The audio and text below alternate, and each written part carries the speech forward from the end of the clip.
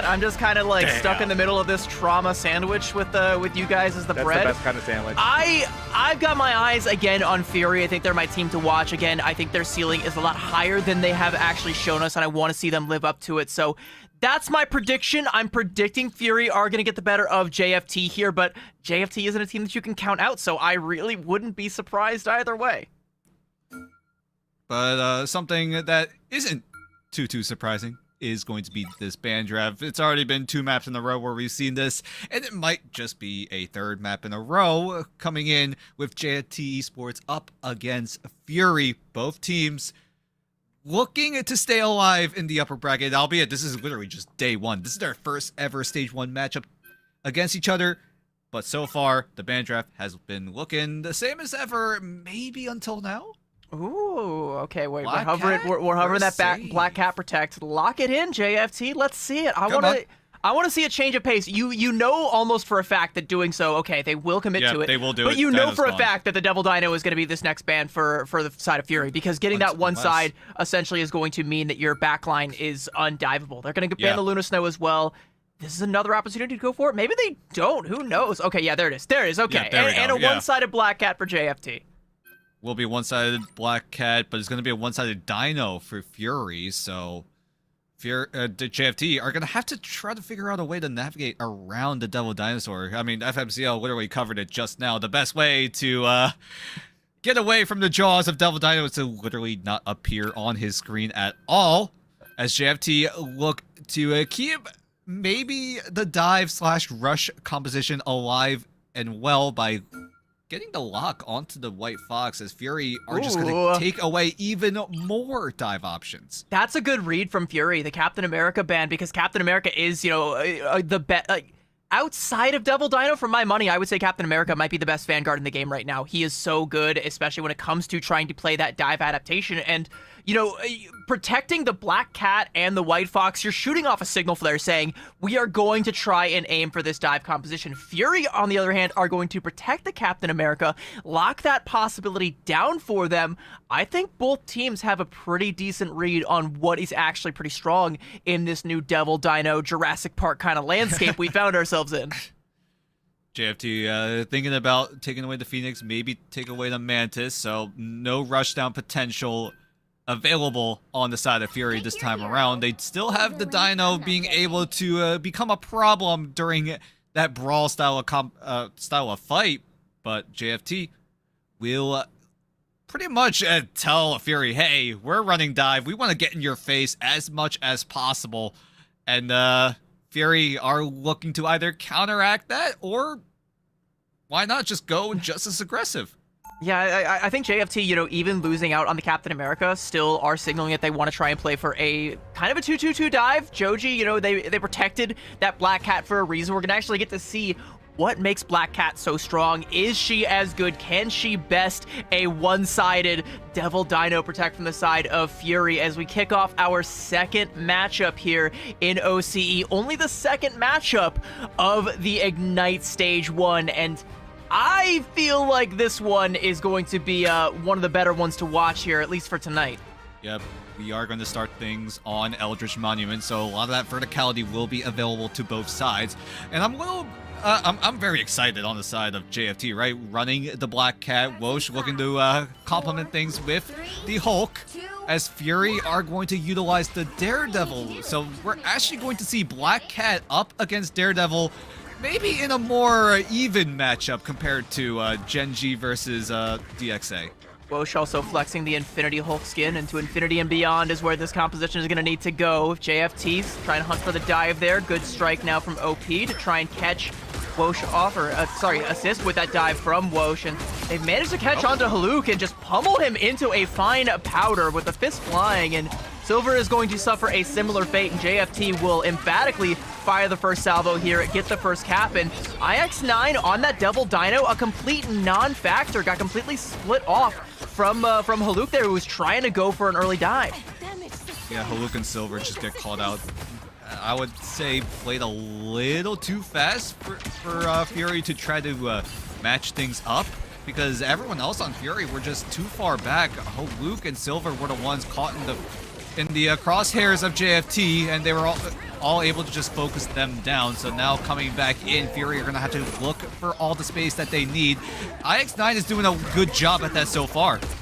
Good bubbles coming out there from Wosh. A good exile as well onto Silver, but Silver runs up the wall, can't quite get away. Another exile, but he's still getting the heal, so Wosh can't confirm the KO there, and the rest of JFT trying to clamp down on Fury. They do finally get their man. Silver will fall, Haluk as well, and then Daxu coming in on the other side, looking to try and even up the score. Gets Joji down to a sliver of HP, but the healing is there. But without their front line, Fury don't really have a good way to get themselves in here, so all they can do is continue to poke and hope for the best. Yeah, I wanted to shout out Daxu when we were covering Fury before we even got into this match. So Daxu has been so good on this entire team. Arguably one of the bigger carries on the side of Fury, as everyone on JFT looked to pummel into the faces of Fury because they can do whatever the heck they want because they have access to the mission area. Fury are going to look to try to flip things over. Well, if Ultimate's flying all around, it's going to be all JFT. Yeah, off the back of that invisible boundary coming out in the end song Inferno, Fury thought they had all they could have asked for, but I mean, just the Feast of the Abyss is all they really needed. Slippery's also going to use the Jeff ultimate there towards the tail end there, but Winter just getting absolutely everything and then some on this White Fox, whether it was the Kumiho or even just with a dash in between there. 91% and counting, and Fury have yet to seemingly even get their foot in the door. IX9 has some pretty big feet, but not going to be able to stop them onto the point because of that exile. 100-0, and JFT will take Eldritch Monument. Surprised that they didn't even invest the portal there. There was definitely enough time for JFT to channel it, but there was probably some communication happening on the JFT camp saying, hey, maybe we can just walk it down, but unfortunately, just was not enough.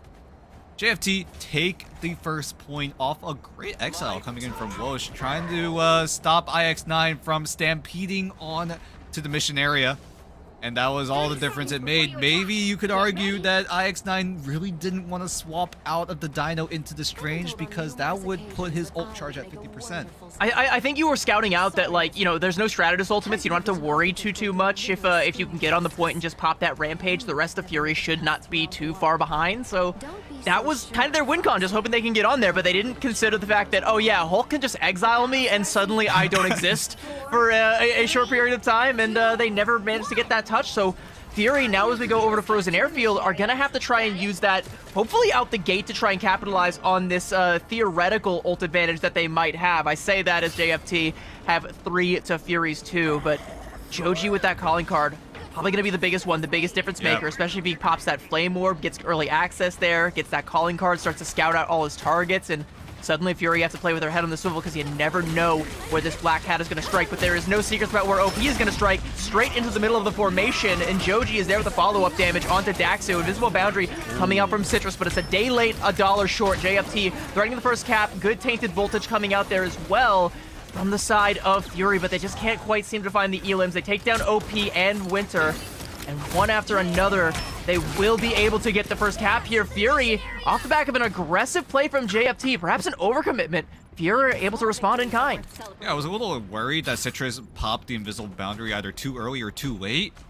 But either way, Fury were able to capitalize. JFT didn't even invest both Peter and Joji's ultimates just yet. Could argue that the Invisible Boundary definitely stalled him out for a little bit, as Silver went for the Kraken Impact, but he locks his head on the ceiling, but he's still able to find a quick elimination onto Winter. So Fury are looking to keep this momentum up. Peter and Joji are still going to have to wait for another day to use their ultimates.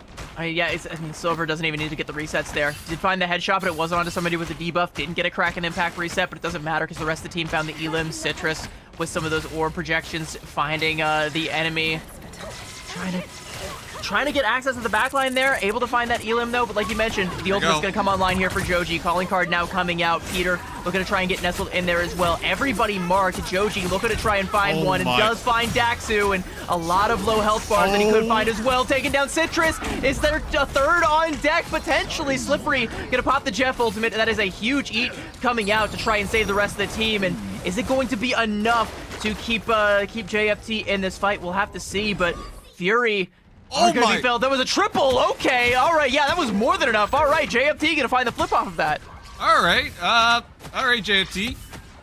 Joji going crazy with the calling card, and then everyone else on JFT were able to pick up the pieces. Slippery is able to get a huge eat off.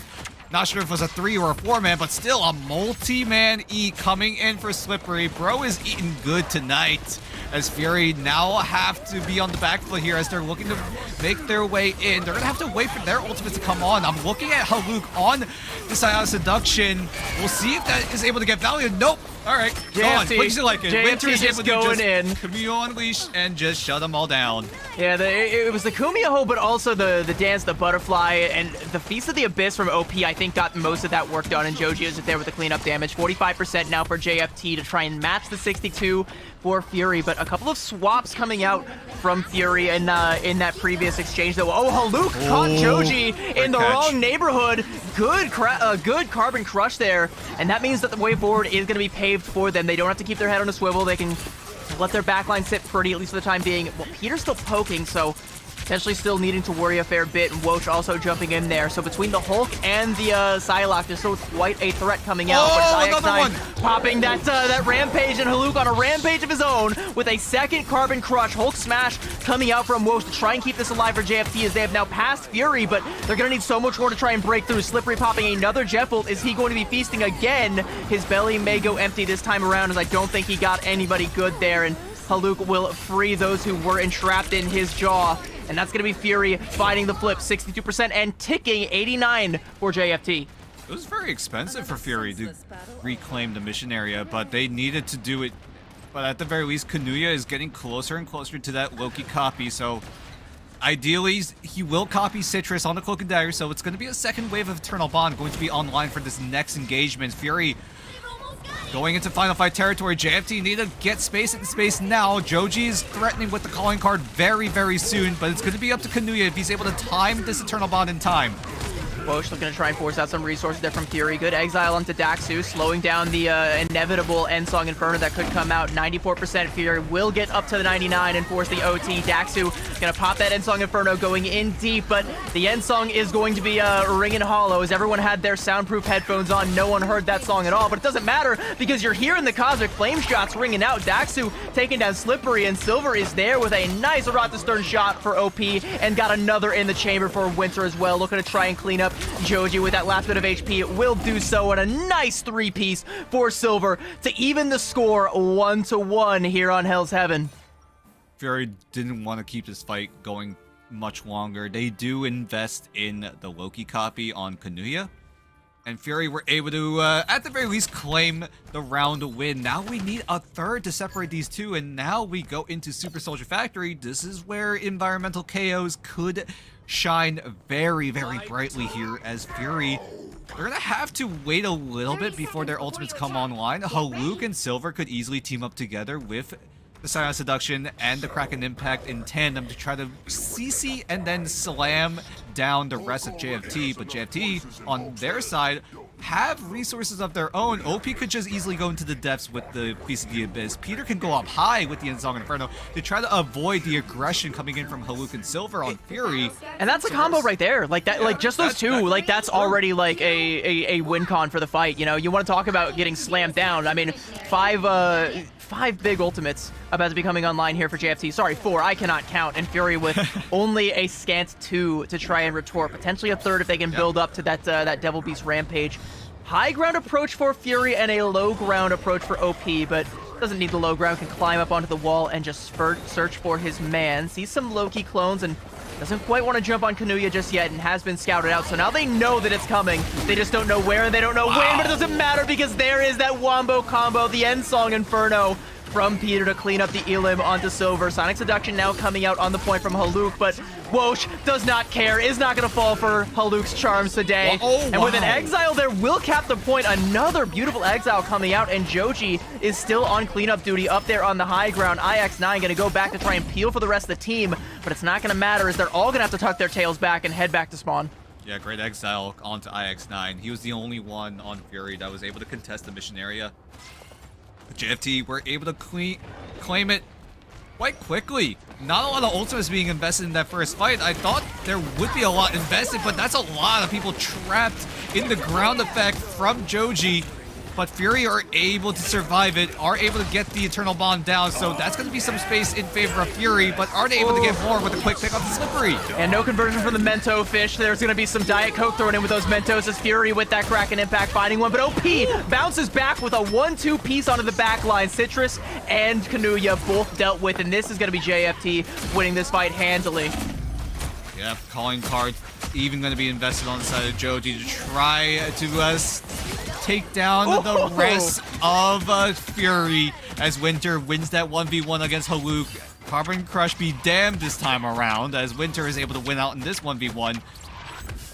Winter just says, how dare you? How dare you Carbon Crush me? I am the danger. And that's going to be another, like, I guess a moral victory for JFT is that they need any more because they are very much so in the driver's seat. 70% and ticking, building up to that one-fight territory, and Fury don't really have any good tools to try and break through. There's another Mento Fish slowing down their approach on this high ground. Daxu's got the shots onto Winner. That is a good way to start things off. Ensong Inferno can't reach the ground, so no Pater from that one, but just hitting the headshots one after another onto Haluk. Peter is definitely finding his mark, looking to try and clean up Daxu as well. Not going to be able to do so. Daxu turns tail and runs, backs off, but there is bigger fish to fry, or bigger dinosaurs for that matter, on the point, and Peter is trying to burst down with a little bit more damage, building up the stacks like popcorn, and one by one, Fury take it all, but it's all being healed up. Strategi's ult about to come online. God of Mischief is there for Kanuya if they need it. No ult invested just yet, though. Fury waiting for their moment as they're halfway to finding the flip. They just need to find an Elim that they can sink their teeth into. Haluk pops the sign of seduction, but Peter just slaps him with another shot to the head. No seduction today. I don't like the smell of your perfume. Invisible boundary coming out. Kraken Impact from Silver. I don't know if he got the debuff onto anybody, if he's going to be able to confirm any Elims. No, it's going to be him on the other side of that Elim feed as Slippery takes him down. Eternal Bond now coming out. Fury trying to keep themselves in this fight as they do have control over the point. They haven't flipped it over to start taking up the percentage yet, and they're going to fall short. They go a little too aggro to try and make it happen, and JFT will win Super Soldier Factory. There was a strange TP at the end there. I'm not sure if that was from Fury or JFT, but regardless, JFT are going to sneak away with this one. I think that was a portal from Fury. I think one of the strategists on Fury accidentally jumped through the portal and got off the mission area and stopped the contest from happening. I'm not sure if that's exactly what happened, but that was a really, really unlucky portal coming in from Haluk there. I think it was Citrus that accidentally jumped through and pretty much neutralized overtime just like that. A little bit unfortunate on the side of Fury, but I gotta give props to both sides. Both sides played pretty well, but I feel like JFT were able to get that slight edge over. I feel like there was a little bit of a miscommunication at times on the side of Fury, especially on Haluk with the side of seduction. Felt like every time he went for that Emma Frost ultimate, he just got popped immediately. Nothing was there to back him up. Nothing was there to help him get as much people entranced as possible. And JFT were able to navigate that to perfection. There's a couple of elephants in the room that I want to talk about, because JFT, they give up the one-sided Double Dino to Fury. They don't care, and they live to tell about it. They end up winning this one, and I think, you know, these two teams, they come out. We said this was going to be one of the matches to watch. At least on Hell's Heaven, they look pretty evenly matched, but the composition that comes out from JFT, it, to me, feels like Fury either weren't ready for it or weren't ready for the way that they played it off, because they played it so well, shutting down the dives coming out from Haluk, forcing him to adapt onto the Emma Frost, and things got a little bit more even there, but just a game of inches, and JFT were just one ahead. Yeah, and you gotta give props to JFT, right? We're able to navigate what Fury were trying to use to go into these fights, right? Like, Fury had their gameplay, like, hey, we're gonna use this ultimate, we're gonna use that ultimate, and then we're gonna try to take over the mission area, but JFT were like, yeah, we're just gonna take you out, and then we'll just disrupt that entire game plan. But we'll see if that game plan decides to go even further, because we're gonna go into a short break before we see what Fury decide to take us for map number 2. So don't go anywhere, we'll be right back.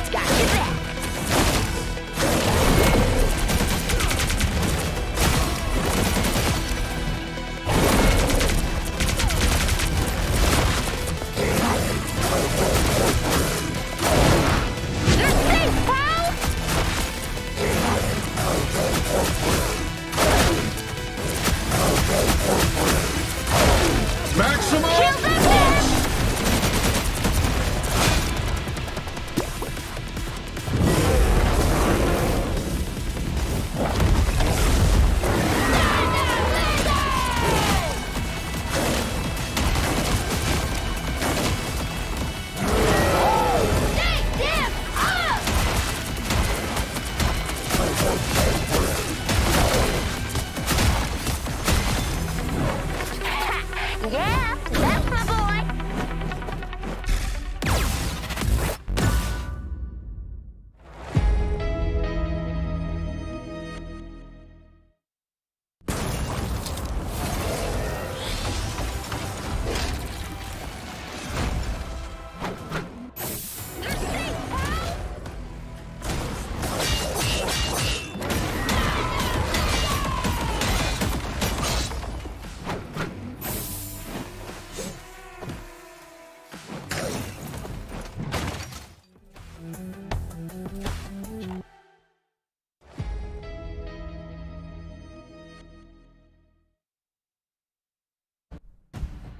We have our top scientists on the scene to figure out right now exactly how things ended up on the end of Hell's Heaven and what exactly happened with the shenanigans at the very end. Our top scientist on the case, reporter on the scene, Dan, tell us what happened. My assumptions were exactly right. I did mention it a little bit before we went to break. What I said was actually correct. Citrus was the only person on the mission area. Haluk channels the TP. Citrus accidentally jumps in. Overtime goes out, and JFT come out with the map win. Well, there you have it, folks. More at 11. CB, what's going on for map 2?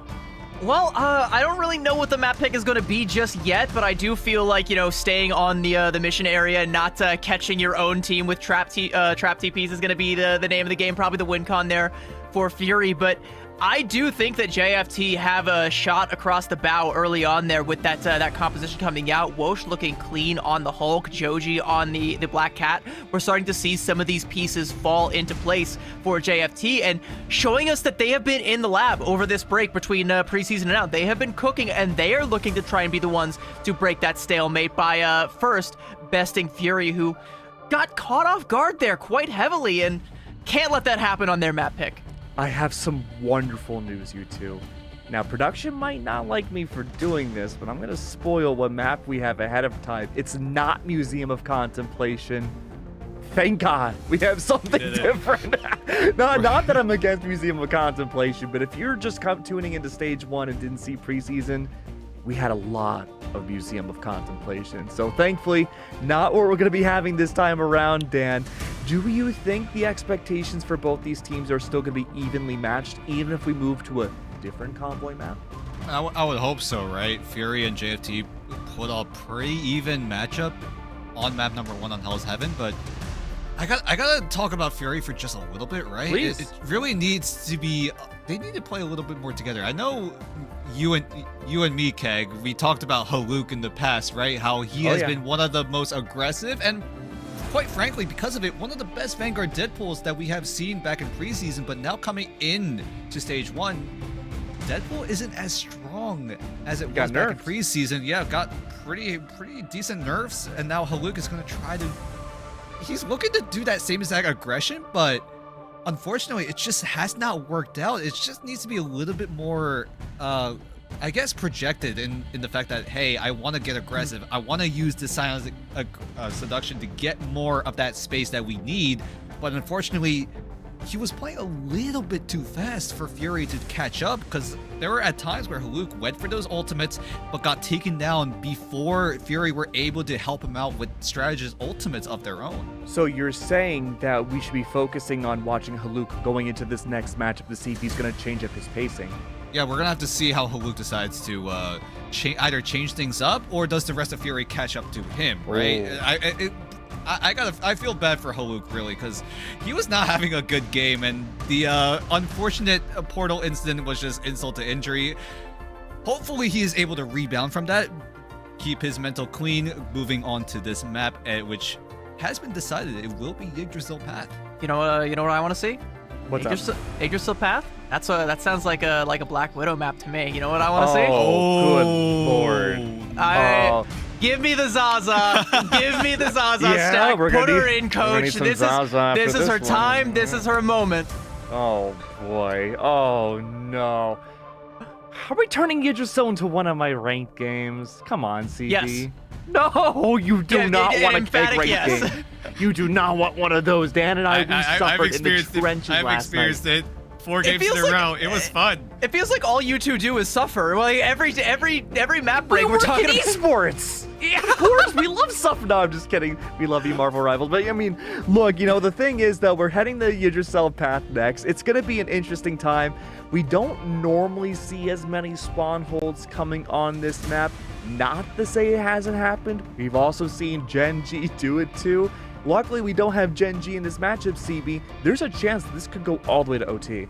I would love to see that. Unfortunately, you know, I'll spoil it. We're not gonna get to see Zaza stack in the lineup, but still, shouts out. I hope, you know, I'm sure she's co-streaming and having a wonderful time, and probably, you know, clenched pretty hard after that map. So I'm hoping that we get another good OT, maybe clenched a little bit harder, and then a nice sigh of relief as Fury even up the score and take us to a map 3. That's what I'm hoping for, because again, I want to see Fury live up to that ceiling, show us that they are capable of reaching the heights that we believe they are capable of reaching. Well, now hold on. What are the chances we do go to a map 3, CB? I would say about 67%. Ah, there it is.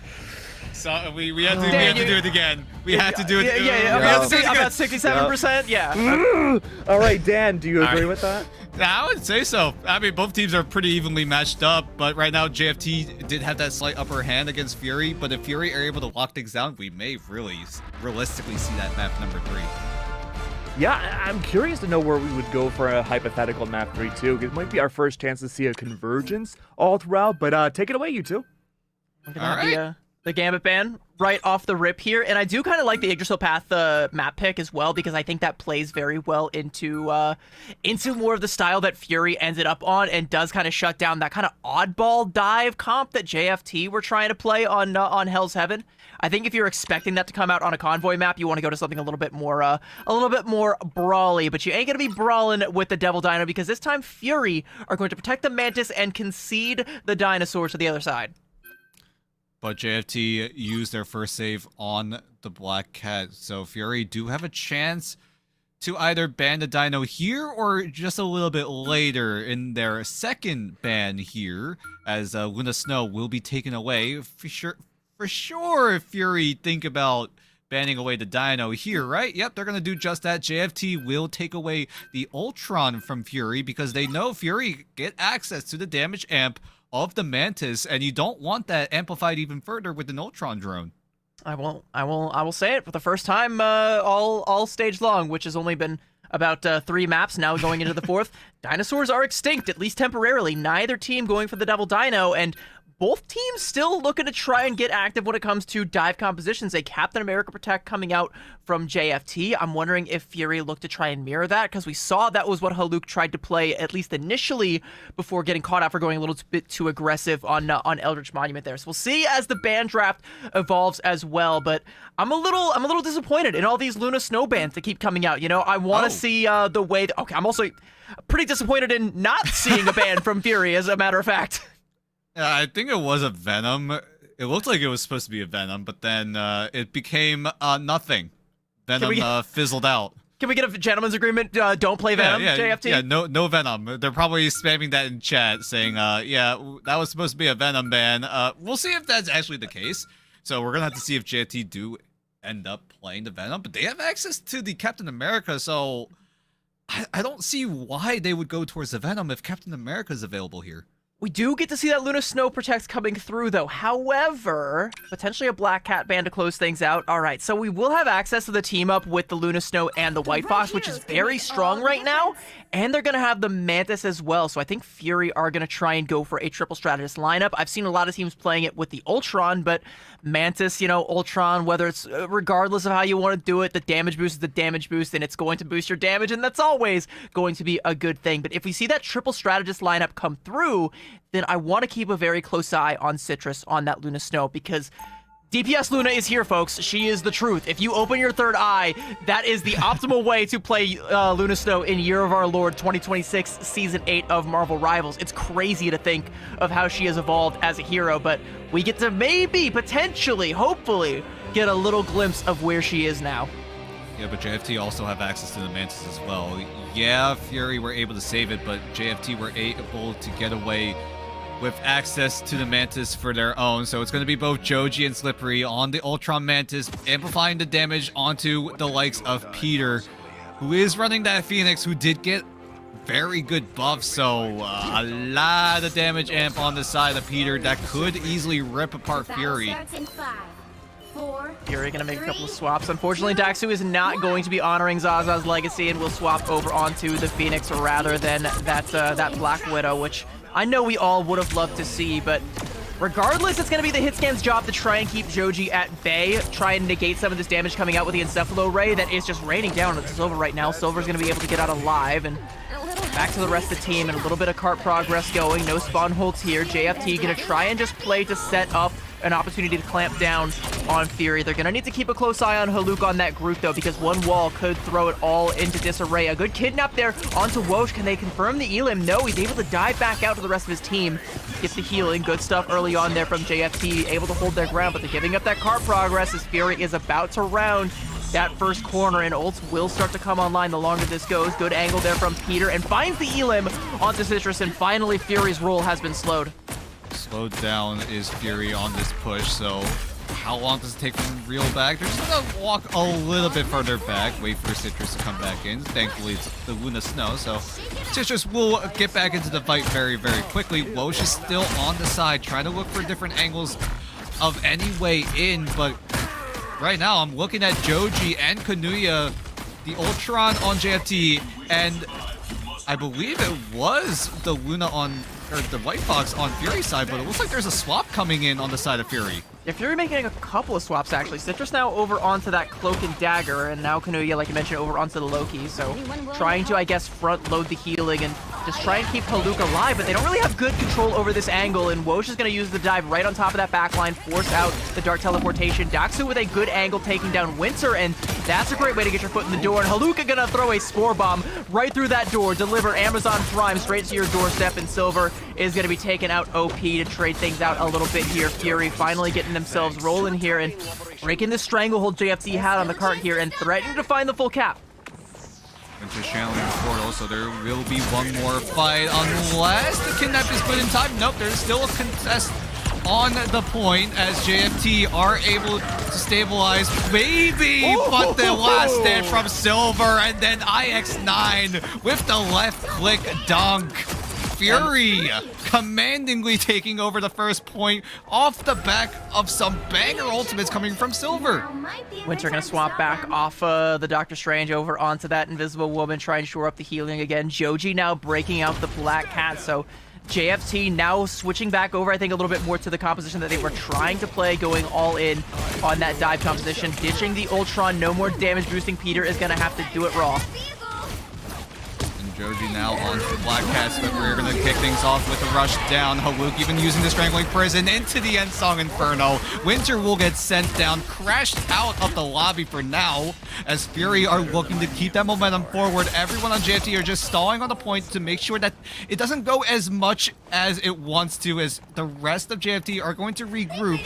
But at the very least, JFT will have entryways in with Wosh on the Freedom Charge to let everyone of JFT through that little chokehold that Fury are setting up in.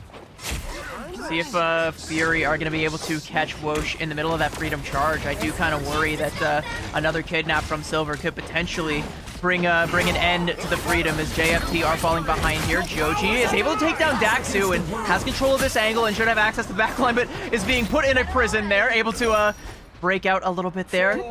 Fought the Mento Fish and might be looking for an opportunity to use it. Meteor M coming out from OP. Isn't going to find an Elim. Peter going to rise up with the End Song Inferno. And there is a two-piece.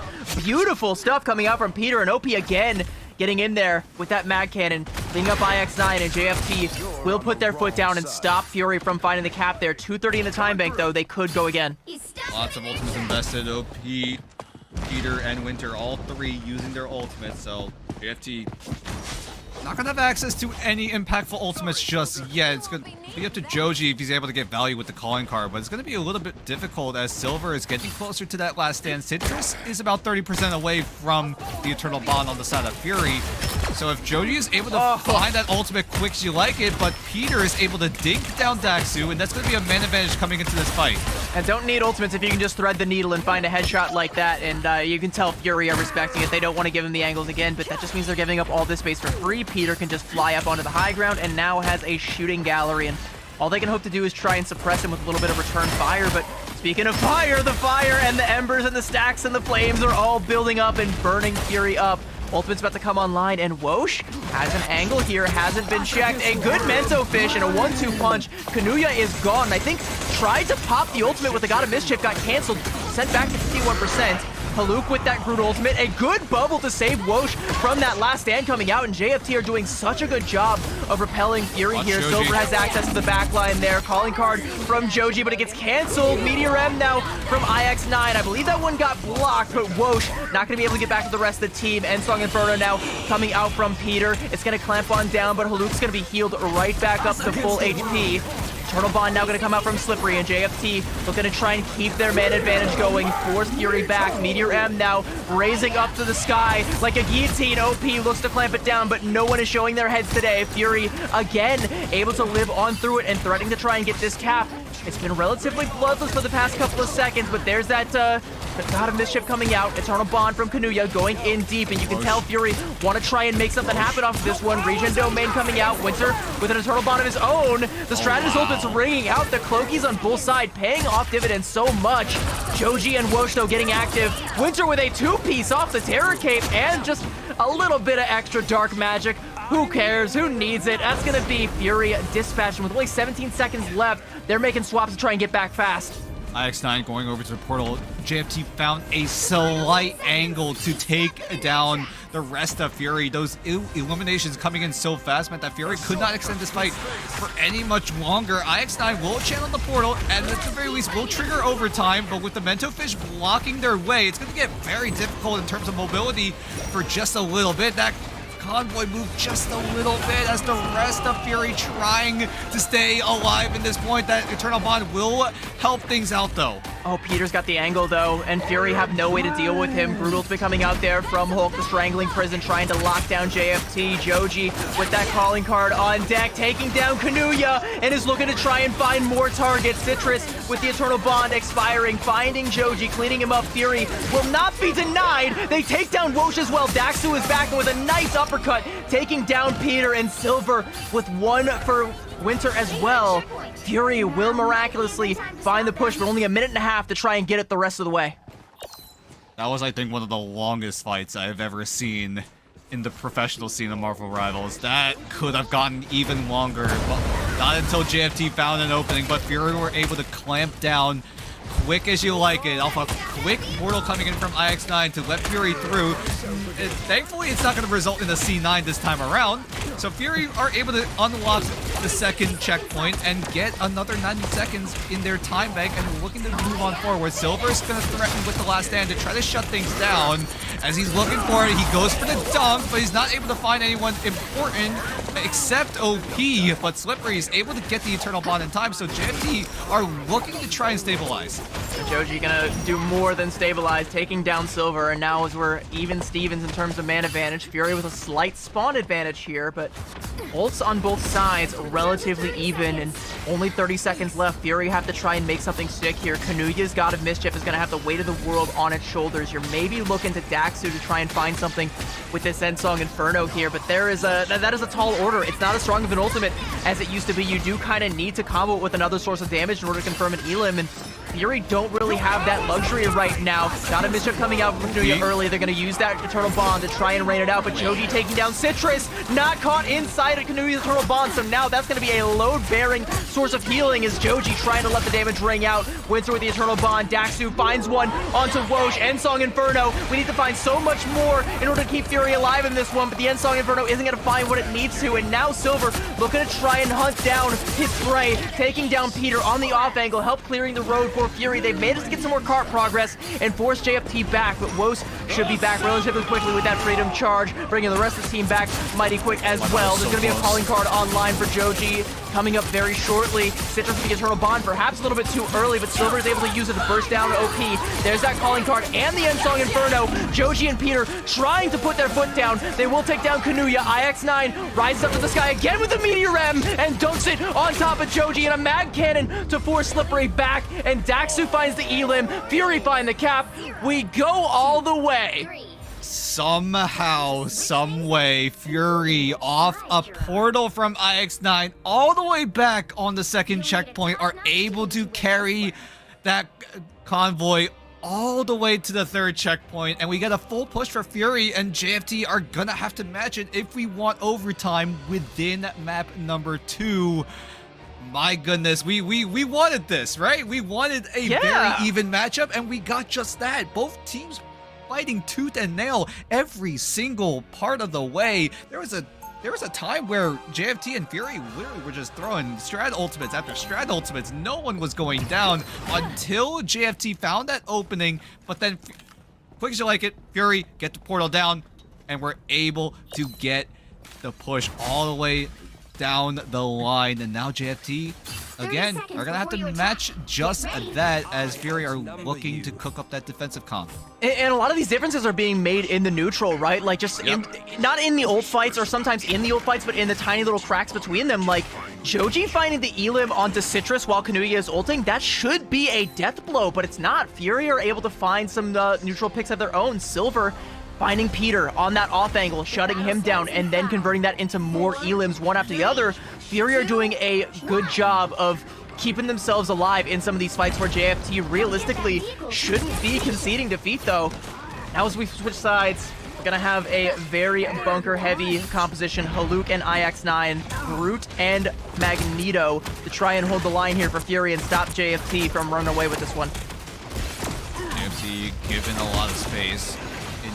Fury trying to invite JFT into their domain, as the rest of JFT are looking to spread out, trying to get much of that high ground potential. Silver tried to go for the kidnap, even investing in the super jump thanks to the rocket BRB, but won't find the value that he wanted to, as we keep on fighting in this neutral area. Slippery getting a lot of healing done there. Maybe they're going to try and go for an aggressive Eternal Bond if they're able to build up to that early on, but Kanuya is besting him in terms of full charge. Peter really got caught out there. The Spore Bomb from Haluk. I mean, where did you go? All right, a nice little phase shift to keep Peter safe and alive. A good kidnap coming up from Joji, way up to the sky, bringing IX9 back down like a meteor himself, and will confirm that Elim. And now Haluk is going to be next on the chopping block, and chopped he will find himself, as the Wolverines on full side just kind of running roughshod over this right now, but it's Silver getting the better, or sorry, it's Joji getting the better of it until he's brought to justice, but OP is more than making up for that loss now, pushing Fury all the way back. JFT threatening to find the cap here, and Fury gonna have to find another way in. Joji, thankfully, is on the attacking side, so he's able to rejoin the fight quickly. So still very worthwhile for JFT, taking down the two frontliners on Fury, the two vanguards.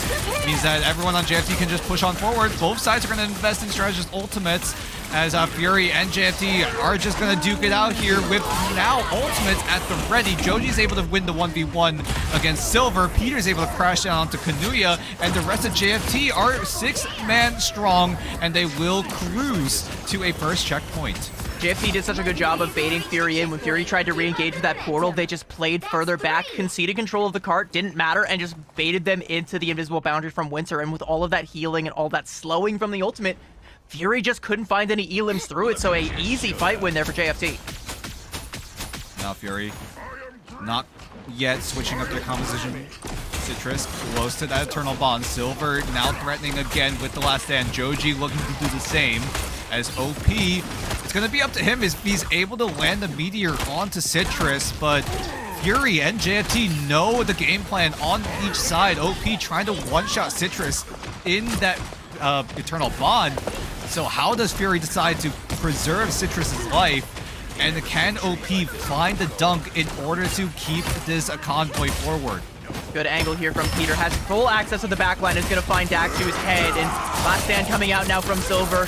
Trying to clean things up there for you go. Fury. Taking out OP. And yeah, now you don't got to worry about the Meteor M. That is one way to keep Citrus safe. Don't got to worry about it if there's no threat. But IX9 is the threat right now. A last stand coming out from Joji as well. Not going to be finding what it needs to. But a good kidnap onto Wosh. And he is in a world of hurt right now. And IX9 is making him feel every bit of it. Fury able to reclaim control. Yeah, why worry about the Meteor when you can just eliminate him from the equation of this fight in particular? OP's gonna have to hold on to this Meteor for a while longer, unless he wants to use it aggressively in tandem with Peter with the Ensong Inferno. That has been a combo that has been very, very strong. As now the objective has flipped. Now it's JFT threatening the Eternal Bond and Fury threatening with the Meteor to try to one-shot that Eternal Bond. We'll see if that actually does happen. Fury's gonna go in with the Ensong Inferno. Doesn't actually get the does he actually? He did actually get the landing down. OP trying to equalize, but a great screen means that he's gonna have to curve that Meteor, but at the very least is able to curve the shots through the screen and is able to take down half of Fury. Wosh cleaning up Daxu, marching on forward, and I don't know that Fury are going to have a good opportunity to try and get a recontest here, and Wosh is going to start to put up the walls, making sure they are hit by the Thorn Lashes as they walk back through that choke that everybody goes for the recontest here. Peter pulling the other high ground as well. Silver is on the point there, but already forced down to low HP. Joji with a kidnap there on the Haluk and is just ripping him to shreds, carving his name in the tree like teenage lovers, and that's going to be JFT popping that Eternal Bond to try and keep this one going as they have the man advantage, they've got the ult advantage. Daxu has to try and put a stop to it all with the Ensong Inferno. Will take down OP, but they lose 2 on the other side. Meteor M now dangling above from IX9, but it's not going to land where it needs to. Slippery is able to live up to his namesake and dodge that one, and Joji ripping him to shreds now. Is the Strangling Prison going to come out from Haluk, and the follow-up just isn't there. It's all going to be for naught. Regen Domain coming out from Kanuya, but he is all alone. No friends, no help. Scratch that. The cavalry actually starting to come through one by one. Haluk will be torn again by Joji. And another Cosmic Detonation now going to come out from Peter, and that will be the cap coming out. 2 and 45 for JFT. So it's going to be a little bit faster. Oh, wow. What a shot Yo, from Kanuya, Wosh. catch. A little bit of a 3-point shot from Wosh. Will able to score onto Kanuya. A little bit of a consolation prize. And Fury are going to have to regroup for a few more seconds. Great wall coming in from Wosh to dodge away from the enemy root wall. But now JFT going into this next fight, it's going to be up to these ultimates yet again. Maybe Joji's able to get a good last stand onto Citrus, who finishes up on the Eternal Bond. We'll see, but no, he's going to use it very aggressively. That signals Citrus to go right on in, and Fury will get a lot of that neutral space to themselves as Fury are going to have to kite on back for just a little bit. The JFT potentially getting the better ultimate as Slippery comes in a bit later. Daxu with the Ensong Inferno. Look at the health bar, though. I believe that was forced out. I don't know if he's actually going to be able to confirm an execution on that one. Indeed, no. It's going to be a ringing hollow. Strangling Prison from Haluk. I think got blocked. Invisible Boundary and Ensong Inferno now coming out from JFT. A lot of low health bars, but again, no elims coming out from the Ensong, but it doesn't matter because the progress is being made. A huge Strangling Prison coming out from Wosh. It will be enough to find the finishing blow onto Citrus there, but the rest of JFT still trying to fight back over on the cart. 1 and 2. Wosh and OP dealt with off that last stand from Silver. IX9 getting there as well, and Fury still holding on. And Fury will live to see another fight. JFT are going to have to reset. How does JFT decide to navigate here? OP is the only person on JFT that has an ultimate. The rest of JFT are nowhere near. Fury getting closer to the Meteor of their own. So it might just come down to the one-shot potential of this Meteor as Haluk is able to extend the stabilization by getting a pick onto Peter. It was Silver. It was Silver with the Feral Leap, just again finding the kidnap, and then Haluk put a wall behind him, and all the damage came through. Peter thought about switching over to the Black Cat, now goes back to the Phoenix, but Joji is going to go down. Everyone on Fury are just able to pick apart the likes of JFT, because JFT need to get a move on here. You don't have much time, 30 seconds left. We're going into Final Fight territory with Fury being so close to JFT spawn.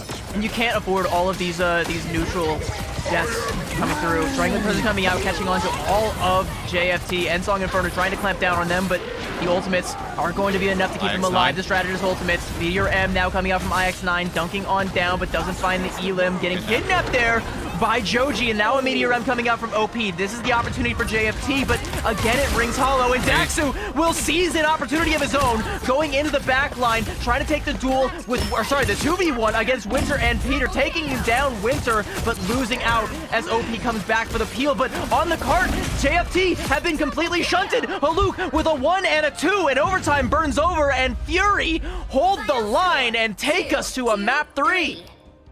Shout out to Daxu, hiding behind the rocks, getting backline access, wasn't able to land the shots at the beginning, but was able to finish off at the very least one elimination on the likes of the Invisible Woman on the side of JFT. And I think that was really the difference it came down to. Everyone on Fury just were able to cover so many different bases on the map. JFT had to move in forward, but unfortunately they just weren't able to get a grasp of that mission area as Fury spread out, clamped down JFT, and we need a third to separate these two. It was a battle of the Wolverines. Joji and Silver both with 14 final hits, a wealth of damage, and it felt like every fight that wasn't decided by ultimates was decided by a Pharaoh Leap just kidnapping one of the tanks, whether it was a Magneto or a Groot. They were taken for a ride and ended up in an unfamiliar neighborhood, and Haluk and Wosh were there on the Groots to try and clean that one up. It's good old-fashioned classic Yggdrasil style comps that we haven't seen in quite some time with a lot of these new heroes, but you take the Devil Dino out of the equation and this is what you get. You get two teams going blow for blow with the Wolverines, and a lot of these big neutral plays again happening in the cracks in between on some of these ultimates that it's like it's too close to call at this point. This is exactly what we wanted to see. This was going to be the match of the night, and I'm so excited to get to see where we go for a map number 3. I mean, let me get, if you're JFT, you know, how do you bounce back? What do you do? Where do you take us? I mean, JFT, the only map game mode left is going to be Convergence, so there is a world where JFT pull out the first ever Lower Manhattan in Ignite. Well, maybe it's been a pattern when Museum was to do his map, right? Throw that curveball in, put Fury in an unfamiliar, unexperienced playing field. You could say with the scans coming in, maybe it's just also a very unfamiliar terrain that both teams are going to have to navigate. Because if JFT are going to have to do that, why not put Fury in that same uncomfortable position? Well, let's expand on that thought experiment. If you go to a Lower Manhattan, what kind of composition do you play? Or, you know, what other options do you have? Maybe you go to a Shin Shibuya, try and take it back to a dive. Who knows? There's a lot of options. There's only one way to find out, and that is by sticking with us as we go to a quick break. We will be right back on the other side with map number 3. Don't go anywhere, chat. We'll see you in just a bit.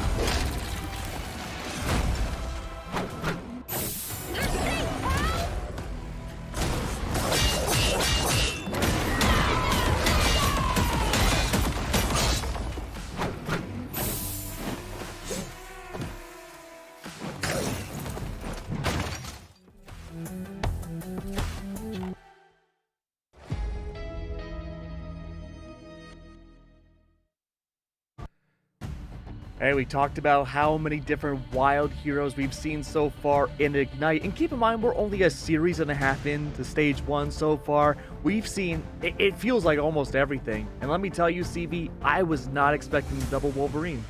I mean, I don't know if either team was expecting it. I think, maybe Fury was trying to play into it, and JFT were forced to try and adapt and mirror it, and Joji more than stepped up when it came to that Wolverine play, because I would say that the Wolverines, again, dictated that entire match. Oh yeah, for sure. Dan, walk me through it. Like, how does Wolverine find so much impact in Yggdrasil? I mean, I know that's something that we've been saying since Wolverine came out on this map, but still. I mean, Wolverine has been so strong throughout the entirety of the Ignite stage, right? Being able to get the kidnaps, isolating the vanguards, which is usually the most common targets. And in that map in particular, right? Both teams were playing the Groot and the Magneto. That is a dream for a Wolverine to just kidnap and just use them as a scratching post and try to take them down quick as you like it. But then again, you've also got the team up with Wolverine and Phoenix as well. So that Wolverine damage is just amplified even further because of that Phoenix being so prevalent in this current meta right now that we have here in Season 8.0. So both teams using it to their advantage. I know there was a time where Joji thought, or no, it was Peter that wanted to swap out from the Wolverine into the Black Cat, but that team up is too good to give up on, as we do get our third map between these two. It looks like JFT will be taking us to Hall of Jalia instead of Lower Manhattan. This whole map pool, the Hell's Heaven into Yggdrasil into Hall of Jalia, like, is this season 0? Like, yeah, are I was we gonna like, say, what year is this? yeah, like, no Lower Manhattans, no museums, not even a Central Park. Like, we're no DLC maps. We're all in base game. Yeah, so walk me through that, CB. Why are we seeing, I would say, safer maps overall?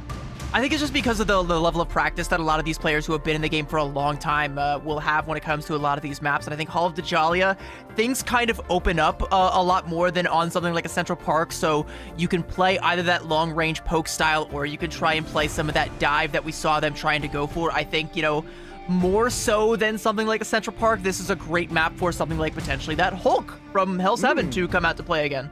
Okay. I mean, look, the likelihood of our predicting things, I know chat wasn't the biggest fan of our 6-7 jokes. We can't help it. Our brains are we're chronically online. It's long gone. Hey, look, we said that we would see overtime back in Yggdrasil. We would see all 3 maps when it came to Hell's Heaven. We predicted the map 3. Now the prediction of the Hulk is coming through. Dan, if we are going to see the Hulk come through once again, what is the solution? What is the counterplay to the Hulk, man? Either match the aggression or go for the bunker down. Maybe you try to whip out the dino. Maybe you try to use that first save on it, but we'll see if that ever does happen. I'm glad we're seeing a lot of variety in the at least first half of the band draft. That's something that we have not seen in preseason. It's been the same thing over and over and over again. At the end of preseason, at least. In the beginning, there was a little more variety. Just hopefully it doesn't get to a point where we're at the end of stage 1 and it's the same thing for the first half every single time. But, we'll cross that bridge when we get there, because right now I'm loving this variety coming in. And I'm glad that, like, right out the gate, we're seeing 2 teams that are willing to buck the trend, because I predict that we're going to be seeing a lot of Devil Dino as stage 1 progresses. I think he's going to be a mainstay, but both of these teams have shown a willingness to either completely throw him out the window and go up against a one-sided Dino with no fear, or just both teams ban him out and we take it back to old school. I think that's an interesting point. I want to pull on that thread a little bit. If we're seeing a one-sided Dino and it may not necessarily find a lot of success within the first week, does that mean we are going to be seeing teams rely on the Dino more in the future, or do you think he's going to get phased out? I think it could. Again, it's too soon to predict. A lot of these times in between patches, things can change. Someone can unlock something at the top and then it'll start to trickle down. I already know some of the top teams have been trying with very, very limited success, like a couple of maps out of entire scrim blocks worth of success, to go up against that one-sided Dino and find a consistent win con against it. And it does usually come in the form of some sort of dive composition, but we've also seen a split dive with Devil Dino kind of be the king of all compositions right now, with that Dino and that Captain America. And I think, if you go up against a one-sided Devil Dino and you ban that Cap, you kind of put a wrench into the best option. Venom becomes kind of the next best thing, but maybe you're not comfortable on that, so who knows? We are only just getting started in Season 8. We're only just getting started in Stage 1. There is a world of possibilities. The meta could change literally next week. Could change tonight. Who knows? It could. That unlocking factor might be able to come out in this matchup. You know, we not to toot our own horns, but I feel like the Pacific region has been trendsetters a lot for the meta, with Mantis especially in 2025. Dan, you were around during that era, you old man. Tell us more about like what kind of trends we could be seeing. I mean, we've seen a little less emphasis on the Mantis. Some teams have been throwing it in the band draft. Some teams have just ignored it completely. But right now, I mean, the only like trend that we've been seeing is how much Dino is going to be played, right? I know we've been talking about it time and time again, but it's really all eyes on the Dinosaurs. Where does he end up in the band draft? Does he even show up in the band draft as Stage 1 moves on? And do other regions have anything different? Because right now, we're the first ones to take a look at what Stage 1 has to offer from the entire globe of Marvel rivals. But right now, we're sticking with Pacific here in Oceania. We're not going to see EMEA and Americas until tomorrow. So we get our first look here in Stage 1. Is this going to be what the rest of the world is going to follow? Or are we seeing something different right here? Whatever the other regions do, you saw it here first. Yeah, Yep, I mean, exactly. That's the Pacific way. It's normally how it goes. But it seems like we're just moments away until we get to our final map of this matchup. CB, has your prediction changed at all? I still want to stick to my guns and say that Fury end up winning this one because it got real close on Hell's Heaven. It was kind of close on Yggdrasil, but Fury able to deny the extra endings, I think, does show that they very well might just be that one step ahead when it comes to these kind of payload maps. And you know, Aldajalia, Convergence, there's definitely going to be a card in play trying to deliver that statue of Bast all the way. I think that Fury, if they drive, again, if we get that far, if they draw that line in the sand again and stop the full cap, I really like Fury's chances of taking the series here. Dan, how do we feel? I'm going to have to go with Fury as well, right? They looked a lot cleaner on map number 2. Map 1, it did look a little bit disjointed at times. I mean, we talked about it, right? Haluk going just a little bit too aggressive at times. But now in map number 2, it looks like things have ironed out on the Fury camp. And now they're looking to, at the very least, clean up their mistakes in map number 1, coming into map 2 looking stronger than ever. And now map 3 is where that momentum hopefully will stay in Fury's favor, although JFT have been putting up a very good fight. Let me ask you a question, Dan. Like, I'm going to throw Fury into that aforementioned triad, you know, with JFT, DXA, and Kanga. We'll kind of make that a 4-way evenly matched playing field. If you're Kanga and you're DXA and you're watching this matchup right now, what are you, like, taking away from these two teams? I mean, seeing how both teams have been playing the Black Cat, right? It's really been up to onto JFT with the likes of Joji being the Black Cat, utilizing it so well. It just makes me wonder if other teams have been doing the same thing in terms of utilizing that Black Cat, because we haven't seen it very often. But Joji has been showing that this Black Cat can really cook up the backline, especially by taking them out quick as you like it. But on the side of Fury, we'll see what they decide to cook up here. I know we've been talking about what could be happening, but we got to talk about what is happening right now is this ban draft, as JFT secured the first save onto the Black Cat, as Fury will secure the Dino, but so far there hasn't been a Dino ban on the side of Fury. Yeah, let's talk about what's not happening, and that's going to be Dive from JFT, because that Devil Dino, they're not going to ban it. They're going to let JFT potentially have it. You know, maybe this next ban will end up being the Dino if JFT don't reach for the protect onto that one. Instead, no, they're going to protect the Luna Snow. But the Captain America and the Venom bans, you have banned, outside of Devil Dino, the second and third best vanguards in the game right now. And now they're going to lock in that one-sided Devil Dino. So, Dino for me, not for thee. Nope. Fury will get it one-sided. JFT are going to have to find a different way to complement the Black Cat, if the Black Cat even gets picked up, because at this point, you kind of just ran out of options, right? Joji, at this point, is going to be the solo diver into the backline of Fury, and if you're trying to avoid the Dino, it's going to get a little bit more difficult. At the very least, JFT do take away the slight brawl potential with the Phoenix taken away on the side of Fury. So JFT will, at the very least, get a Phoenix one-sided and maybe get some extra help along the way with Joji on the Ultron. Yeah, I'm also looking to see if maybe JFT bust out the White Fox as well, because that is a triple strategist lineup that I have seen from time to time that pays off quite well. The Loki that Winter is also hovering wouldn't be a terrible option either. You know, always a solid choice when it comes to either triple or double strategist comps. You can just go for that double DJ backline, get the Luna Snow and the Loki. You know, again, if we're going old school, might as well go to the old school broken OP combination, right? You know, it just constant fade of both worlds. The dancing never stops.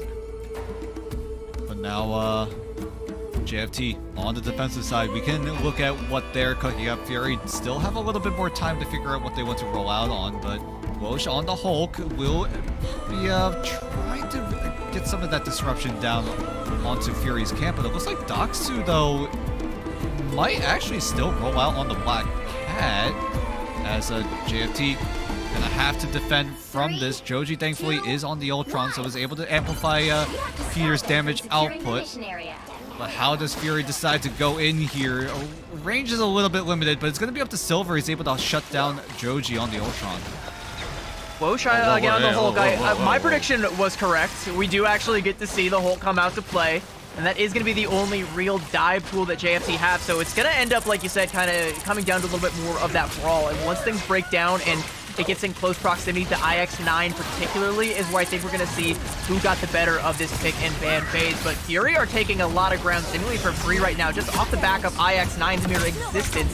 Mento Fish onto the back line, but Slippery going to clean up IX9 with some damage on that Luna Snow. Trying to keep Joji in the fight to do the very same. Potentially take down Doxu. Doxu going to be healed up and retreating back to the rest of the team. Dive now coming out from Haluk onto this back line, but they don't even flinch. And they're going to once again put the hurting in onto IX9. Slippery only just now turning around to deal with Haluk, but it feels like JFT are just in their lane and thriving right now, nearly giving up one tick, bending but not breaking.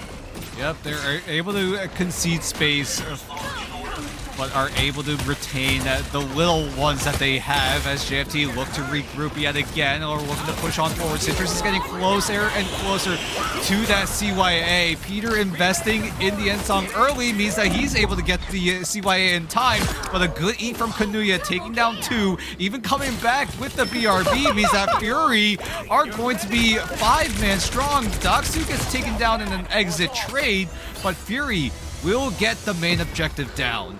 That BRB feels so unfair. Like the Jeff having to sacrifice his own life to confirm 2 KOs, and he's like, hey, I'm back. What I missed, guys.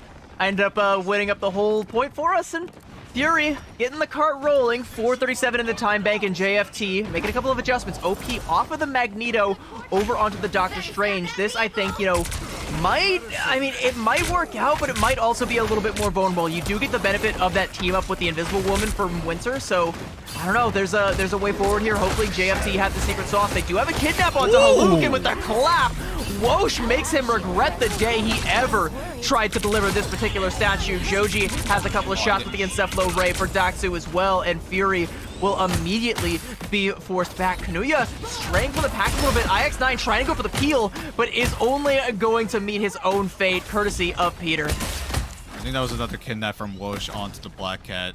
But Doxu will switch over to the Psylocke, maybe try to get that end song or not end song. What am I saying? It's Dance of the Butterfly. There we go. I've seen too much Phoenix at this point, but Fury do have a lot of ultimates, and it's going to be up to Citrus and Silver.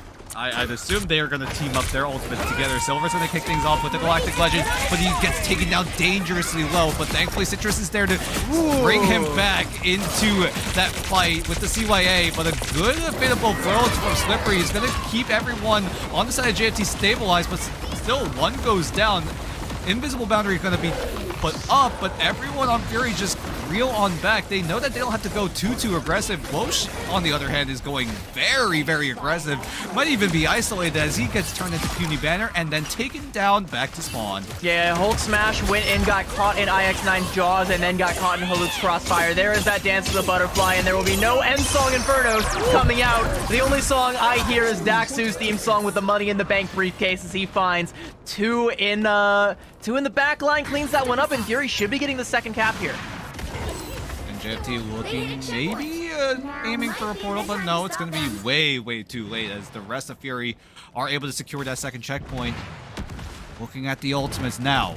OP threatening with the Eye of Agamotto. Peter could easily team it up with an Ensong Inferno, but a great pick from Joji. Whips down Doxu, but Doxu thankfully will be right back. Another chance for the rest of JFT to see where Fury are coming from. They're all posted up in main as Joji does find Silver, trying to go for a flank, but he shuts that down immediately. That's such a rough flank angle to try and go for as a Star-Lord, especially knowing that there's a Black Cat lurking in that hallway. You don't want to go into close quarters with someone like Joji, especially with that Flame Orb up. Joji knows that you are coming and now also knows where the backline is trying to just wait out for Doxu to try and take this duel, swiping away, and Doxu forced to retreat to try and get the healing from the team, so Fury can't stretch their resources far enough to get this cart progressing any further. JFT able to stand their ground until Joji is dealt with. He will retreat back to the rest of his team, pop that helmet. Hades get a little bit more going for him. Eye of Agamotto coming out, and Slippery with that Ice Arch just clapping on down, bursting Haluk down, and this should be JFT winning the fight. Fury, though, are not done fighting. They're going to pop that invisible boundary, try and force OP back, and Silver will find the cleanup damage, and this cart will keep rolling for the time being. There's that teleporter for Silver, but scouted out there by Joji, so not going to be able to get that that second iframe, and the calling card now going to come out from Joji. He wants to go in, but Silver knows where he is. Cosmic Yard Amplifier from Citrus, trying to keep the rest of the team alive. All the ults coming out from JFT, potentially a damage boosted Ensong Inferno, but it doesn't find what it needs to. Galactic Legend, as Silver takes to the skies, takes down Peter, and is looking for so much more. And the Kumiho from Winter is only going to do a little teeny tiny bit to try and keep everybody alive. Joji, though, has split off the backline. Kanuya is not going to win the fight. Want a sliver of HP. The savior, Haluk, the Guardian Angel, comes in, keeps him alive, and then dives into the other backline, taking down Winter, chomping down Slippery, swallowing him whole, taking down Peter as well. A quad from the hero Haluk, and Fury will cap with 2 in the time bank. That's one way to rebound Haluk. That's what I wanted to see. Map 1 was a bit rough for him, I can't lie, but now coming into map 3, he is looking like a whole different player. He has peeled for Kanuya, keeping him at a sliver of health, and it's already enough for Haluk to go right into the enemy backline and just one-shot them there with the Feast of the Abyss into the tether. My goodness, Fury will get the full push, but can JFT match it now? Because Fury are looking like their peak is going higher and higher. And I think JFT might be trying to get a little bit too much value out of this Hulk. You know, I mentioned that it might be something that comes out, but you're playing one singular dive Vanguard up against a Devil Dino who is the ultimate anchor Vanguard. We even saw, you know, Whoosh going in with that Hulk smash midway through point B and just got caught in IX9 jaws. And it's like, what do? You know, you're just going to be bursted down, the ultimate's going to be burned, and you're going to be back to puny banner form before you can get back to the rest of your team. It just doesn't work out. And you can even see JFT now on the attack. They're not going to go back to that same well. Now Fury looking to set up their defensive composition.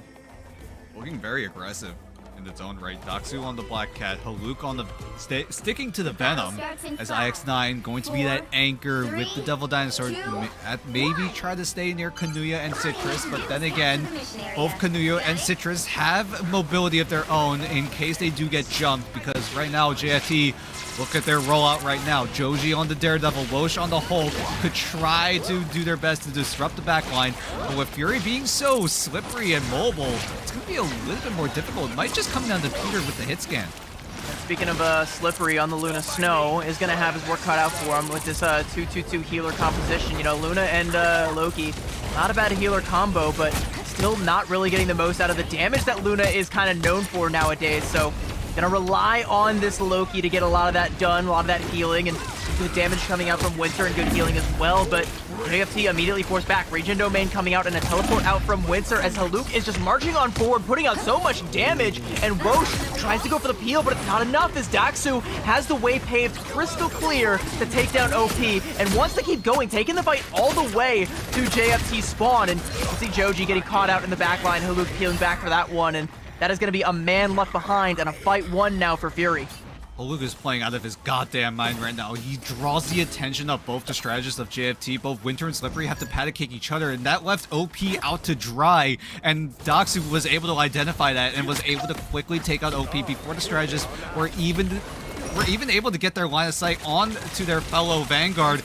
And with OP going down, that's going to be a big amount of momentum being taken away from JFT as they're quite literally struggling to get onto the mission area as Winter gets taken down by Silver. Yeah, Silver is in super deep there. CYA coming out as well for a little bit more damage, and JFT don't want none of that smoke, so they're just gonna back up, but that just means Haluk and IX9 can just march forward again. All IX9 has to do on this Devil Dino is pop that shield and walk at you, and JFT have no choice but to respect it. Now Silver up here on this flank angle, holding onto the Galactic Legend. There will be a Stratobolt on the other side, forcing out that Fatabolt World, but Joji is not inside of the Fatabolt Worlds. He was not on the dance floor, was caught in the bar all by himself, all by his lonesome, and Silver was really digging his vibe. Now Fury up in the man advantage. Is the Abyss gonna come out in the back line? No, he finds two! It's Peter and it's Slippery, and this is going to be an emphatic fight win coming out now from Fury, and they might even stagger out Woshir. Keep Baby Banner as a pet. Yep, just stagger him out for a little bit. Everyone's just playing follow the leader. Yeah, eventually Wosh will go down, but oh my goodness, that's a very big stagger.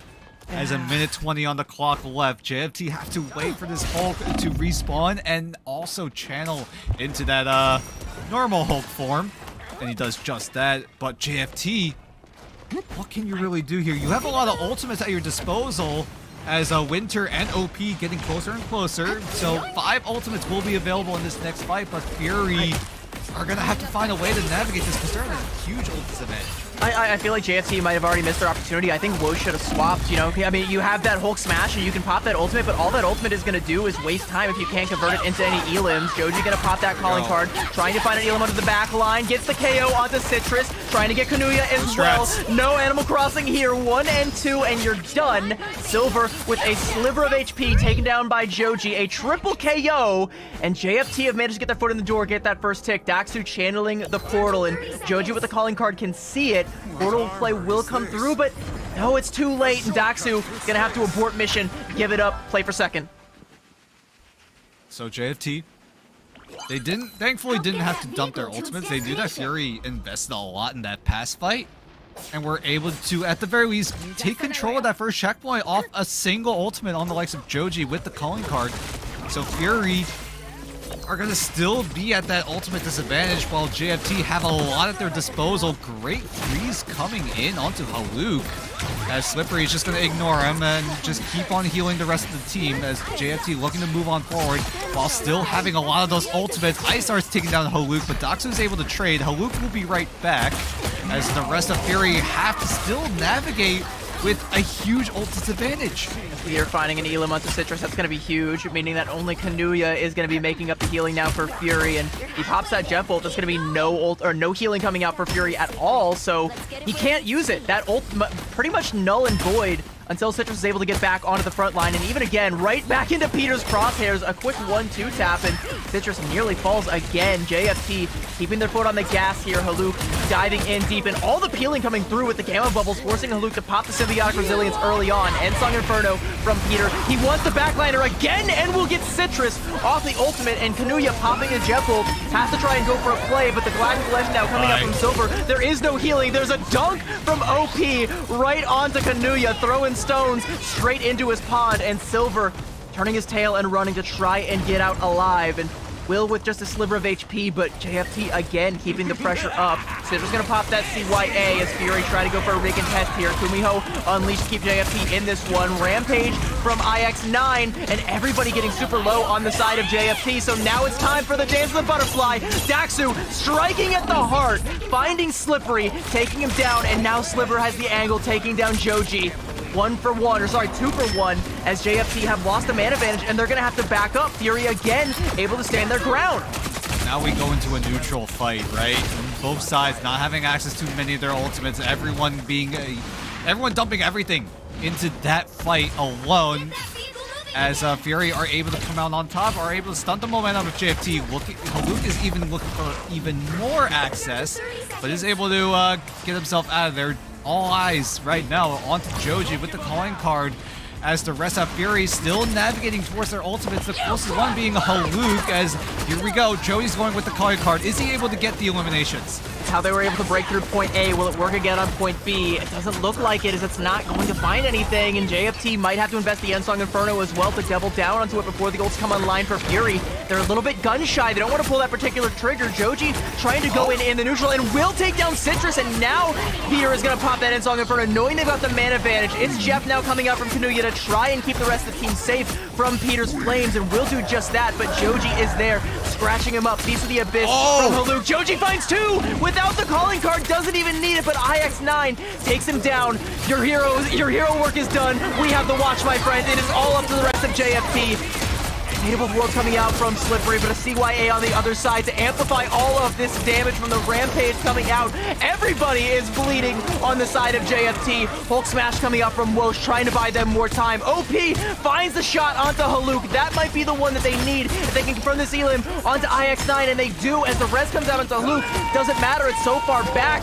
Galactic Legend now going to come out from Silver, trying to force them back. Meteor M absorbing so much of it, but is it going to be enough to slow things down? JFT trying to find what they need. They once again shut down Haluk's dive, and a detonation. Peter puts him to bed, and Silver coming back in again taking the shots. Peter with a double, and JFT inches away from the cap. The portal coming through from IX9. Fury do not want to give this one up with the calling card. Joji says, I will be taking that, as he takes down Daxu, takes down Citrus, and aids in the assistance of taking down Kanuya. The cap does come through, but JFT had to give it everything just to get that, and they're still 2/3 of the way home. Ult chain reaction after ult chain reaction, but in the end, Joji comes out and just goes crazy with the calling card, is able to go in at the perfect time.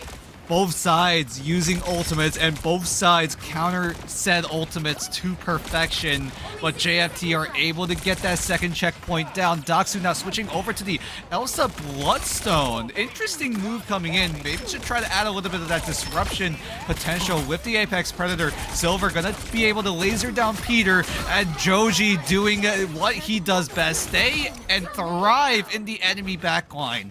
He and Wosh going in deep. Winter there as well. They might be able to get this Elim onto IX9 as well. Haluk on a sliver of HP. Winter gonna take him down, and JFT able to get themselves back in the game. Get that cart rolling after an early Elim coming out from Silver at the beginning of that fight. With only 25 seconds left. JFT have the ults, they have the tools, and they've got the momentum, but they have to get the cap here. Otherwise, Fury will claim the series. What do you do if you're JFT? You open things up with an Ensong Inferno and try and strike a critical artery, but they just can't seem to find pay dirt with that one, as Fury healed all back up. Devil Beast Rampage now going to come out from IX9. Ultimate starting to come online for Fury, and JFT's window of opportunity may have come and gone. Can they find something with it? Is IX9 taking down Joji mid-Rampage? Both strategies ultimates coming out one after the other from JFT, but Silver takes the skies, and the Kraken impact from Daxu finds a triple, and that is going to be all over but the crying for JFT. Joji trailing the strange TP, but he won't get there in time. It is Fury's time as they rise above JFT and take the series 2-1 in dramatic fashion. Insane glow up coming in from Fury. It really looked very disjointed back in map number 1. That was the biggest criticism back in map 1, but now coming in for maps 2 and 3, Haluk going crazy. That's your MVP. Map number 3. No, Haluk is my MVP. Coming in from map 1 to map 3, he looks like a whole different beast. He went crazy on the Venom, now on the Emma Frost, and the rest of Fury. Well-deserved win here, but you gotta give props to JFT. You gotta keep your heads held up high for that roster as a whole, because they really put up a very, very strong performance. Yeah, Joji and Peter with 14 final elims and 12 final hits, respectively. That is like Wall Street bailout level of clutch factor coming out from both of those players. Whether it was Peter finding a couple of those shots or Joji going nuclear with the calling cards, it was enough to buy JFT out of fights that they had seemingly already lost. And that's what we kind of talk about with these teams, you know, when it gets this evenly matched, when it gets down to the nitty gritty, it's those clutch plays that end up making the difference. But Haluk was so much more clutch on the Venom with the Feasts of the Abyss, with the peelings coming out. It was just fury across the board. Love the way they played it. And I also gotta say, you know, maybe JFT giving up that one-sided Devil Dino came back to bite them this time, because they couldn't go back for that same level of dive. There wasn't the same threat. When Haluk goes in, he doesn't have to worry about there being a dinosaur waiting for him on the other side, but Wosh constantly had to try and play around the Devil Dino and just couldn't get the same level of value. I mean, Wosh was doing his best to try to go into the backline, disrupt the enemies, and then go right back in to try to peel, but the flow of the battle was just way too quick in Fury's favor, and JFT were just not able to match that tempo. Keg, welcome back. Hi. You got what you wanted. You got a map 3 banger. So how you feeling about it?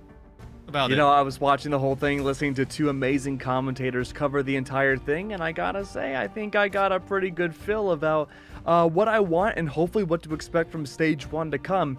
And you know, you took my first question right out of my mouth, Dan. I was gonna ask who the MVPs. It is your fault, Dan. It is your fault. But Haluk is your MVP. I gotta ask CB the same question. Who do you think is your MVP? I think I also got to give it to Haluk. You know, he was getting caught out quite a fair bit on Hell's Heaven. I think that was enough to give JFT the edge when it came to that map. But maps 2 and 3, Haluk was clutch. Whether it was on the Groot or whether it was on the Venom, he was finding the right picks at the right time. You know, he doesn't have the most final. He's tied for final hits on that one with 11. But it's not always the flashiest in the KO feed, but it is the right picks at the right moments that end up making the difference and help carrying the team the rest of the way. And he knows it as well as anybody. And he was there every single time he needed to be for those clutch KOs. So, what was the difference then between maps 1 and 2? I mean, he stepped it up in terms of clutches, don't get me wrong, but was it the heroes that he was choosing? Was it like the macro? Were the teammates just helping him more? Like, what exactly enabled him? I think it might have been the macro, because, you know, it looked a little bit on Hell's Heaven like he was kind of overextending, whether it was because he was just getting too aggressive or it was because the team wasn't really ready to follow up there. This time they were there to follow up when he needed them, and he also wasn't going too aggressive. He wasn't stretching himself too far away from his backline, and in fact was oftentimes ready to come back and assist the backline when Wosh or when Joji got a little bit too big for their britches. Okay. Well, we do have an interview coming up in just a few moments. Dan, any last words about our matchup? I mean, it's just really the big storyline is Haluk. The insane glow up that we've seen him go through. But the rest of Fury were able to complement Haluk well. It really was maybe a little bit of both, right? Both Fury and Haluk are able to complement each other as the series went on, right? Haluk got a little aggressive back in map number 1. Haluk realized, hey, I need to reel back. I need to make sure that I'm with the team. And Fury were able to sort of catch up to Haluk in terms of aggression and also being able to help him out when things got dire. Haluk doing the exact same thing, helping out his fellow strategists, especially in that fight when Kanuya was so low. But Haluk was able to finish off the KO before Kanuya even went down, so lots of clutch potential, but right now it's all Haluk right now. Well, I think the big question before we get to this interview is, can this be something Fury can continue to do throughout stage 1, CB, or is this going to be something that can be easily counter-adapted? I mean, I do think that, you know, getting to advance in the upper bracket does mean that they might not end up having to face some of the other members alongside that same plane of JFT, so it's going to be kind of rough because they're going to be going up against some pretty tough customers going forward. But if they find themselves in the lower bracket going up against JFT again or DXA or Kanga, they're going to have that level of consistency. Can they do it again? I think is a very good question. I don't know. I think, you know, they would have you believe that they can, and I would also like to believe that they can. But with how close this one was, I mean, they have to basically prove that Hell's Heaven was a fluke. I mean, I gotta give props to Fury, right? Like, we talked about it before we went into this match, right? They have a very high ceiling, and so far, they're looking to climb closer and closer to that peak, but right now, they're already set to go up against Gen G in the upper semifinal, so a very tough matchup. So far, has been a litmus test between Fury and JFT. Can Fury, at the very least, take down the likes of a midfield team at the very current moment in the likes of JFT? They do just that, but now can you go toe-to-toe against what is literally the best team in OCE? Well, I don't know if we'll be able to answer that ourselves, but we do have a caller on the line. We have to get a small interview to see with Doxu what he thinks about that win over Fury. Excuse me. We're going to be there in a few moments, but I gotta say, I'm excited to see how it goes. What's up, Doxu? Hello, how we doing? I'm doing good. Oh, I love your background. I love the cityscape. Thank you. Bro's thank living you, in a thank you. penthouse. What is that? Yeah, What is I'm that? not gonna dox you, but I want to know what city that is. Okay, fine. So you're living the sweet life right now. You are in the best possible spot I've seen. So tell me what the vibes were for Fury coming into this matchup. Were things feeling good, given it's your first time playing for this stage? I was a bit nervous. Always the first game, like first series of the tournament's always gonna be nervous. So I think first game the nerves got to us a bit too hard, but once we kept playing, it got better and better. You know, like we got used to it. Real quick, what do you think is the solution to get rid of nerves in a matchup like this? None really. I don't know. They get to me too much, so I couldn't tell Talk you. it out. I wouldn't know. I mean, I guess maybe you just lock in or something. Yeah. Hope for the best, or just learn to adapt. I don't know. That's a tough one, but nerves be damned. I want to ask. You've managed to best JFT. One of the teams that we're kind of looking at the middle of the pack, the very tightly knit middle of the pack here in OCE. Exactly how high do you guys have your sights set for Fury? What do you think the ceiling is? How far can you go? It's always got to be first, no matter what. If you're not trying to win, then I don't know what you're doing. But we're going with first, always. I want to touch up on that, right? You've already, with that you win against JFT, right? You've already put yourself up against Gen G. And we all know how difficult Gen G are as an opponent. Do you guys feel like you guys are ready for the task of trying to take them down? Yeah, of course. I mean, we're here for a reason. I'm going to try. We're all going to try. We're going to try our best and just hope we win. Yeah, we're going first. I got another question. Go for it. I got another question. I don't know if it was a dog or a cat, but I saw That was something definitely a adorable cat. and fluffy walking around your back. What is that? That was my cat. That was not a my dog. cat, Snoop Cat. Who's that? It looked big. It could have been a dog. Who is this can we adorable see- fluffy Yeah, it's baby, a, and what is? It's a Maine Coon. It's a male Maine Coon. Big cat, that'll do it. okay. Big cat, All right. yeah, big Is cat. it- That makes sense. Is it possible to see Mr. Kitty on the screen?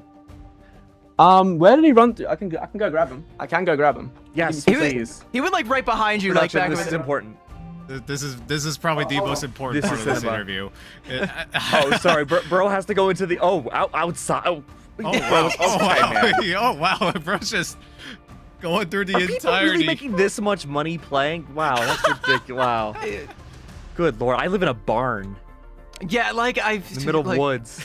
I wish I had that view, like out there with a big fluffy baby. There he Oh my is. god, look at him! Bro just Okay, lives on here the he is. patio? Okay, he what loves is it. this big fluffy baby's name? I love. Oh my god! Oh. I His love name it. is What his Snoop name? Cat. Snoop Cat. Snoop Cat. No way. That is You that had is the Pete- Named that by is me. a- opportunity that is to the go for best Snoop name. Lion. Oh. Look at him, he's a little baby. Oh, bro's adorable. What an adorable. Oh my god. Oh, okay. We That's, gotta VOD review this. That's, Yeah, that's, no. Oh, the kitty's like, what is happening? Who are these strange people? Who are you talking to? You're not talking to me. Yeah. What's a marvel? Okay, goodbye, kitty. Well, Doxu, thank you so much, man. Really appreciate it. This was the highlight of probably our lifetimes, to be honest. So Yeah, thank you for honestly. showing us your cat, man. And hopefully we'll get to interview you and the cat sometime soon. Hopefully. Thank you. Absolutely. Thank you so much.